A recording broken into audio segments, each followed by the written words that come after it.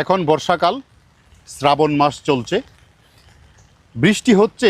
প্রত্যেকটা গাছের উপর যখন বৃষ্টির ফোঁটা পড়ছে, সেই বৃষ্টির ফোঁটাটা পাতায় জমে থাকে বা ভিজে থাকে।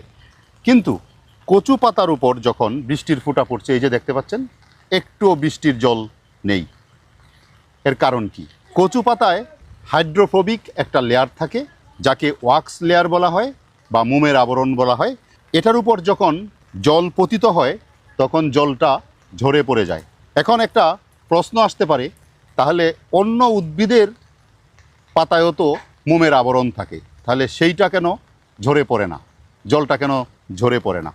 অন্য পাতায় যে মোমের আবরণ থাকে, সেই মোমের আবরণটা বা ওয়াক্স লেয়ারটা থাকে অনেক পাতলা এবং ক্ষীণ, যে কারণে অন্য উদ্ভিদের পাতায় পানি জমে থাকতে পারে। কিন্তু কচু পাতার মধ্যে যে হাইড্রোফোবিক লেয়ার অথবা